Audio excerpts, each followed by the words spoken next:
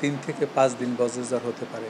গত 1 এপ্রিল থেকে আজকের 4 মে পর্যন্ত সারা বাংলাদেশে তাপমাত্রার আধিক্য রয়েছে এবং বিশেষ করে তাপপ্রবাহ বয়ে যাচ্ছে। এই যে গত 76 বছরে এই ধরনের লং ব্যক্তিকাল বিশিষ্ট তাপপ্রবাহ ইতিপূর্বে ঘটেনি।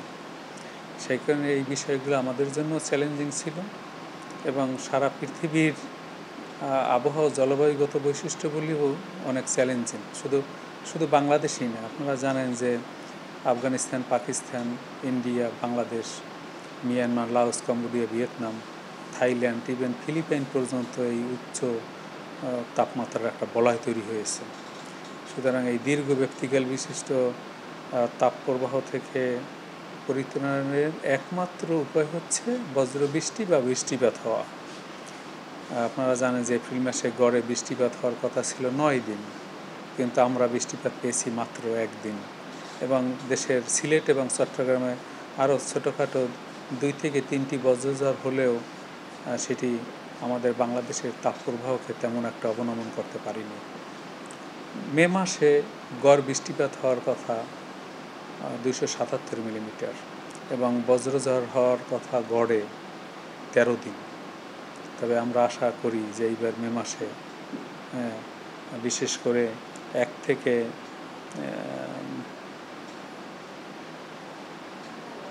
5 দিন, 3 থেকে 5 দিন বজ্রঝড় হতে পারে। এ মাসে দেশে 3 থেকে 5 দিন বজ্রঝড় বা শিলাবৃষ্টি হতে পারে। এর শক্তি থাকবে হালকা ধরনের, কিন্তু শক্তিশালী বজ্রঝড়ও হতে পারে 2 থেকে 3 দিন।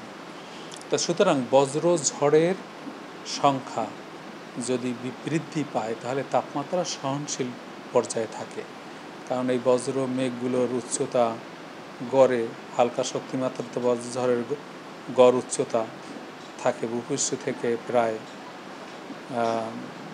12 থেকে 14 কিলোমিটার।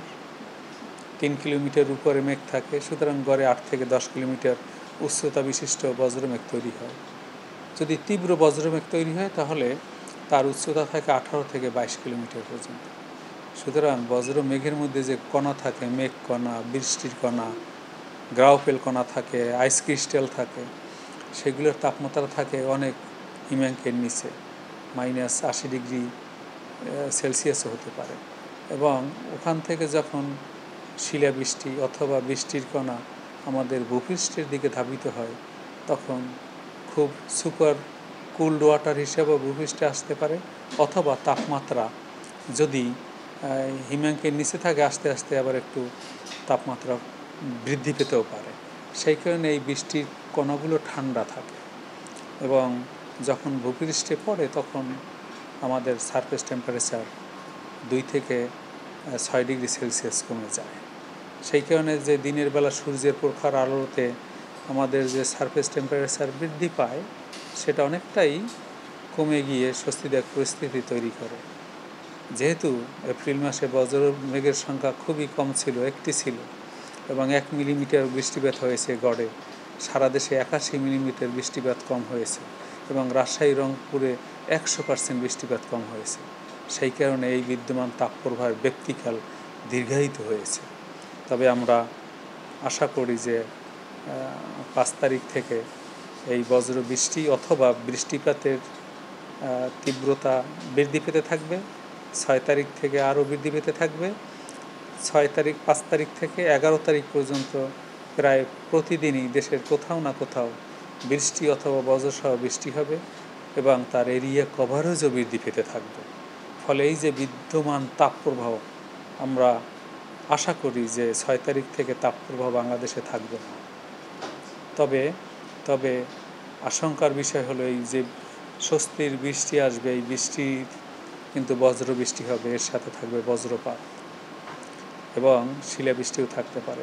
সেই কারণে আপনারা জানেন রিসেন্টলি আমরা পর্যবেক্ষণ করেছি যে ক্রমান্বয়ে এই বজ্রপাতজনিত মৃত্যুর হার বৃদ্ধি পেয়েছে। সেই কারণে এই যে কাঙ্ক্ষিত বৃষ্টি আসবে, কিন্তু এতে একটু আশঙ্কার বিষয়ও রয়েছে, কারণ এই বজ্রঝড় যখন বিচ্ছিন্নভাবে বিভিন্ন জায়গায় হতে থাকবে তখন এর সাথে বজ্রপাত থাকবে এবং এই বজ্রপাতে প্রাণহানি ঘটে।